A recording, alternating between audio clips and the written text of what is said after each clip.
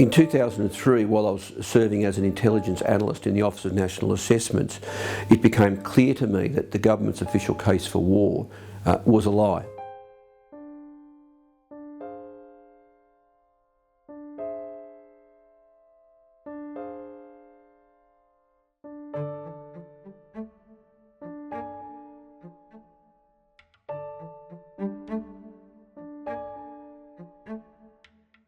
Now, with these new laws in place, I'd be at risk of being in prison for up to 25 years for doing nothing more than seeking to publicise government misconduct, misconduct that was in the end well and truly proven.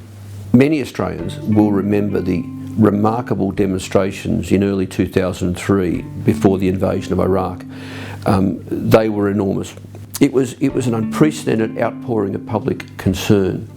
To put these latest reforms in perspective, if these reforms were in place in 2003 in the lead up to the Iraq War, and if you went out and protested against the Iraq War, then under these laws you could be deemed to have committed a serious national security offence and you could be sent to prison.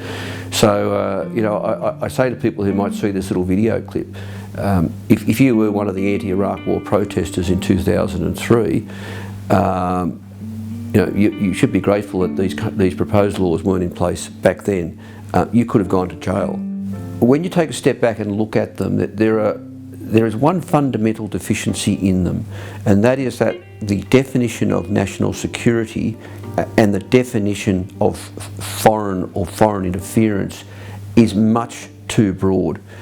In fact, it is so broad that the way the bills are written at the moment, an Australian, for example, doing nothing more than attending a protest against the Adani coal mine in Queensland, could be deemed to be involved in an act of sabotage.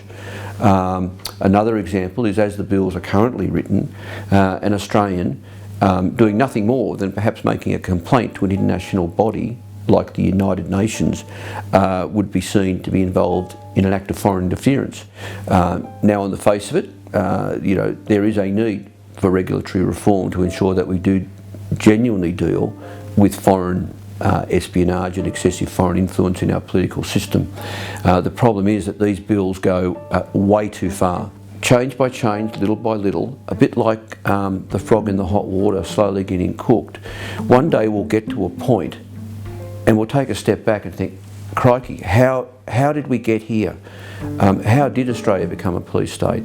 So, you know, at every turn, every bad bill must be resisted, and these latest three security bills very much must be resisted.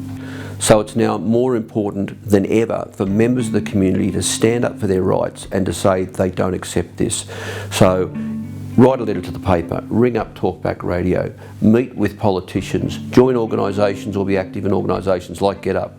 Do whatever you can to make it known to the government that these reforms are unacceptable and must be dumped.